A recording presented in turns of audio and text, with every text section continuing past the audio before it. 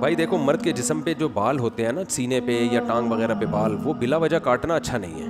کوئی وجہ ہے سے کاٹ رہے ہیں, زینت کے لیے کاٹ رہے ہیں, پھر تو بالکل بھی ٹھیک نہیں ہے. سمجھ رہے ہیں نا, دیکھنے میں لیڈیز پن نظر آئے تو یہ تو بالکل ٹھیک نہیں ہے. اور اگر اس لیے کاٹ رہے ہیں کہ بال بہت بڑے ہوئے ہیں, انہیں پسینہ جم جاتا ہے, تکلیف ہوتی ہے, تو ایک الگ بات ہے, پھر کاٹ سکتے ہیں. باڈی دکھانے کے لیے جائز ہے, مگر یہ کوئی اچھا کام نہیں ہے یار. جو باڈی بلڈر کرتے ہیں وہ پھر مقابلے ہوتے ہیں, تو وہ جائز تو ہے, اپنی پرس ورس دکھا رہا ہے, جیتنے مقابلے ہوتے ہیں نا, اس سے موٹیویشن ملتی ہے لوگوں کو. تو لیکن یہ کہ وہ مزیدار کام نہیں ہے. سمجھتے ہو کہ نہیں سمجھتے, بس اچھی صحت بناؤ, گھومو پھرو, لوگ خود ہی دیکھ لیں گے ماشاء اللہ بڑا اچھا, واو نکال کے یہاں سے دکھا رہا ہے, پھر کبھی ادھر سے دکھا رہا ہے. مجھے تو یہ عجیب سا لگتا ہے, یہ مزیدار کام نہیں لگتا یہ. اور دوسرا, باڈی جو میں خوبصورتی جو نیچرل ہے نا, باڈی کو اس نیچرل شیپ پہ لے کر آؤ. جم میں اتنی ایکسرسائز کرو کہ آپ کی باڈی نیچرل شیپ پہ خوبصورت ہو جائے, پیٹ تھوڑا اندر ہو جائے, کمر تھوڑی پتلی ہو جائے, سینہ تھوڑا سا چوڑا. یہ جو نکلے ہوئے ہوتے ہیں نا ان کے عجیب عجیب سے اسپیڈ بریکر پوری باڈی میں, شاید آپ کو اچھے لگتے ہوں, مجھے یہ باڈی بالکل بھی پسند نہیں ہے. ہمارے نبی سے زیادہ جمال اللہ نے کسی کو نہیں دیا, تو آپ کی باڈی تو اس طرح نہیں تھی. تو پتہ نہیں کیا کیا نکالا ہوا ہوتا ہے, یہاں سے بھی نکلا ہوا ہے, یہاں سے بھی نکلا ہوا ہے, عجیب سب. مجھے نہیں اچھی لگتی باڈی بس یہ ہونی چاہیے, آپ مرد کا سینہ کشادہ ہونا چاہیے, پیٹ باہر نہیں نکلا ہوا ہونا چاہیے, کمر اتنی پتلی کہ سی آئی ڈی والے تلاش کریں تو ان کو نظر نہ آئے, اس سے بھی پتلی ہو سکتی, اتنی ہو کہ ناڑا بن سکے, اس پہ بیلٹ باندھ سکے, جتنی پتلی ہو جائے. یہ خوبصورتی ہے نا, کمر موٹی چوڑی اچھی نہیں ہوتی. اور گوشت لٹکا ہوا نہ ہو, ادھر سے نکل رہا ہے ادھر سے لٹکا ہوا ہے, فیٹ نہ ہو, تو بس بہت اچھی صحت ہے. اور کیا چاہیے آپ. جو فوجی لوگ ہیں نا, فوجی جو آرمی کے یا نیوی کے, خاص طور پہ ان کے آفیسرز, ان کی باڈی معیاری ہوتی ہے, سینہ پیٹ ایک ہی لائن میں ہوتا ہے. اور ان کی ایکسرسائز بھی اسی حساب سے کروائی جاتی ہے کہ آپ کا اسٹیمنا بڑھے, میٹابولزم بڑھے آپ کا. کیونکہ یہ جو باڈی بلڈروں کی باڈی ہے نا, یہاں سے یہ نکال لی ہے, یہ بھاگ نہیں سکتے بیچارے. تو کیا فائدہ, کراچی میں اتنے کتے آپ کے پیچھے, ایک بھی لگ گیا تو آپ بھاگ تو سکتے نہیں. میں تھائی لینڈ میں تھا, تو تھائی لینڈ میں وہاں کے آپ کو پتہ ہے جم بھی بڑے معیاری ہوتے ہیں, ہمارے جم جیسے نہیں ہوتے, جو بھی جائے جو بارہ ڈنڈ پھیلنا شروع کر دیا, ایسا نہیں ہوتا. وہاں جو معیاری جم خانے ہیں نا, ان میں یہ ہوتا ہے کہ جب آپ جاتے ہیں تو سب سے پہلے آپ کا بی پی چیک ہوتا ہے, شوگر چیک ہوتا ہے. ایسا نہ ہو شوگر لیول لو ہو, پتہ نہیں ہوتا, آپ نے 2-3 ڈنڈ پہلے اور وہیں نہ للہ ہو گیا, آپ کا بے ہوش ہو گیا. یہ ہو سکتا ہے, آپ کا بی پی ہائی ہے, وہ دماغ کی رکھ پڑ گئی. تو وہاں جاتے ہی ٹیسٹ ہوتے ہیں, جب بھی آپ جاؤ گے 2-3 ٹیسٹ ہوں گے آپ کے. اچھا, ایک مشین ہے, اس میں دیکھتے ہیں فیٹ کتنا ہے, اور میس جو ہے جسم پہ, گوشت کتنا ہے آپ کا, ماس کتنا ہے. تو یہ سب چیزیں پھر وہ ٹرینر گائیڈ کر رہے ہوتے ہیں کہ بھئی یہ آپ نے یہ والی ایکسرسائز کرنی ہے, فیٹ کم ہو جائے اور گوشت آپ کے جسم میں مسل بن جائیں. یہ ہوتا ہے کہ ظاہر ہے ایک معیار ہے نا, ہر آدمی کی باڈی میں اتنے فیصد فیٹ ہونا چاہیے اور اتنے فیصد اس کے مسلز ہونے چاہیے, تو اس حساب سے وہ ٹھیک ٹھاک ہو جاتی ہے. جو بھی ٹرینر, تو ایک ٹرینر تھے, میں نے بھی ویسے ہی شوق کیا, میں نے کہا دیکھتے ہیں چیک کرتے ہیں. تو تعلقات تھے, وہ بیان سننے آتے تھے, بڑے ماشاءاللہ انڈیا کے بڑے بلڈر تھے. وہ انڈیا کے ہیں دونوں, تھے کیا ہیں, اللہ ان کی زندگی اور برکت دے. تو بڑے ماشاءاللہ وہ لہیم شہیم نا. تو میں نے کہا یار ویسے ہی میں بھی دیکھتا ہوں یہاں کے جم کیسے ہوتے ہیں اور ایکسرسائز کیسے ہوتی ہے, کیا ہوتا ہے. تو میں چلا گیا اندر, تو انہوں نے مجھے بتایا کہ یہ والا ڈنڈ پھیلنے سے یہ والا فائدہ ہوتا ہے, یہ والی وزن اٹھانے سے یہ ہوتا ہے. اور اچھا, اب ان کا ہدف یہ تھا جو میں نے ان کو بتایا تھا, بھائی جو بھی فیٹ ہے, میں نے کہا اور کم ہو جائے, باڈی میں فیٹ کیا ہو جائے, کم ہو جائے. تو انہوں نے مجھے خوراکیں بتائیں, خوراک بتائی. میں نے کہا دیسی گھی. انہوں نے کہا ہفتے میں 1 چمچ. میں نے کہا اس تکلف کی کیا ضرورت ہے. سنتے بھی ہیں, بیان سن رہے ہوں گے, بڑے نیک لڑکے ہیں, انڈیا کے ہیں. تو انہوں نے کہا اگر آئل بالکل نہیں کھانا, آئل, یہ میں فائدے کے لیے بتا رہا ہوں, اپنے میں کارگزاریاں نہیں سناتا بلا وجہ, جن کا میری ذات سے تعلق ہے, جو واقعہ جن کا آپ کی زندگی پہ جس کا اثر ہو سکتا ہے, فائدہ ہو سکتا ہے, وہ چیزیں بتاتا ہوں میں. انہوں نے کہا آئل بالکل نہیں, بوائلڈ چیزیں کھانی ہے, بوائلڈ, ابلا ہوا انڈا اور ابلی ہوئی چکن اور یہ سب چیزیں, اس سے فیٹ کم ہو جائے گا, مسل بنیں گے آپ کے, اور پھر آئیں صبح شام یہ ڈنڈ پہ لیں, یہ اتنی ورزش, یہ وغیرہ وغیرہ. تو میں نے کہا یار کچھ دیسی گھی تو کھا سکتے ہیں. انہوں نے کہا ہفتے میں 1 دن. اور ان کے والد بھی بڑے ڈاکٹر ہیں, یعنی بھیگو نہیں تھے وہ, واقعی اپنے حساب سے صحیح کہہ رہے تھے وہ. ہفتے میں صرف 1 چمچ دیسی گھی. میں نے کہا بھائی ہم صبح ہوٹل کے پراٹھے پھوڑتے ہیں یار, دنیا چھوڑ دیں گے وہ پراٹھے نہیں, مزہ آتا ہے خدا کی قسم. کیا فائدہ ہفتے میں ایک چمچ دیسی گھی آدمی کا, چھوڑو یار اس کا کیا کرنا ہے. تو اتنے مسل کی ہمیں ٹینشن فکر نہیں ہے کہ اس دنیا کی ساری لذتوں سے ہی کیا ہو جائیں. ہاں ٹھیک ہے پراٹھے تو زیادہ ہو گیا, نہیں کھانے چاہیے, وہ تو میں بھی منع کرتا ہوں, عادت پڑی ہوئی ہے, لیکن پھر ہم جو ہے وہ تھوڑا بہت غلط بھی چل رہا ہوتا ہے, اتنا کوئی برا نہیں ہے.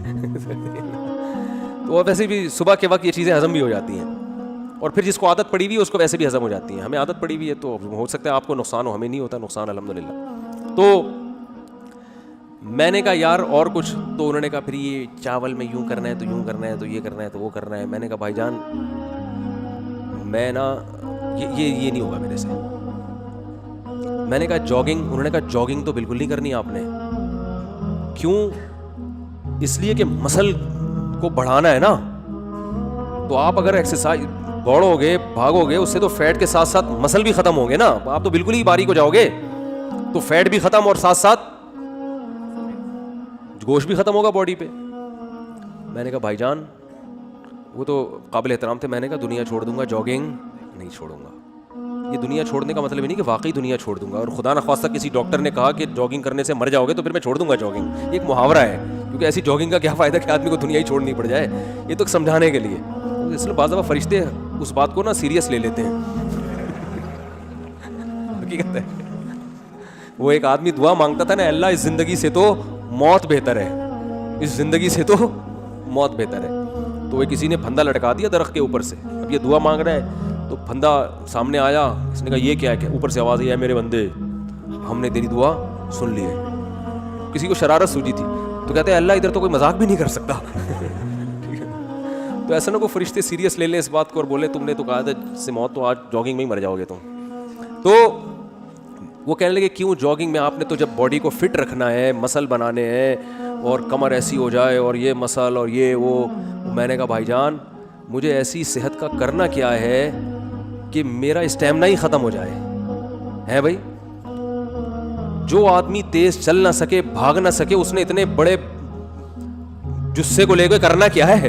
ٹھیک ہے نا, تو وہ تو مقابلوں کے لیے تو ٹھیک ہے, یوں کر کے دکھا رہا ہے, یہاں سے یوں کر کے دکھا رہا ہے. وہ بھائی آپ کا اسٹیمنا اچھا ہونا چاہیے, سب سے پہلے بھاگ سکو, چستی, جسم میں جو چستی پیدا ہوتی ہے نا, ایک دم کرنٹ جیسا جسم ہو جاتا ہے آپ کا, باڈی فٹ, وہ جاگنگ سے ہوتی ہے. سانس پھلاؤ, بھاگو, دوڑو, اچھلو, کودو, کلابازیاں کھاؤ, دل کو جو ہے نا بار بار دھڑکاؤ زور زور سے, سانس پھلاؤ, اس سے دل مضبوط ہو جاتا ہے. کبھی نا اپنی نبض چیک کیا کریں بیٹھ کے. 72 یہ معیاری ہے نا, 72 دفعہ دھڑکنا. 72 سے اگر اوپر ہے تو اس کا مطلب دل میں کچھ کمزوری ہے, 72 سے کم ہے تو اس کا مطلب کیا ہے, بولو صحیح ہے. تو میں ایک ایتھلیٹ سے ملا, اس کی نبض چیک کی 55.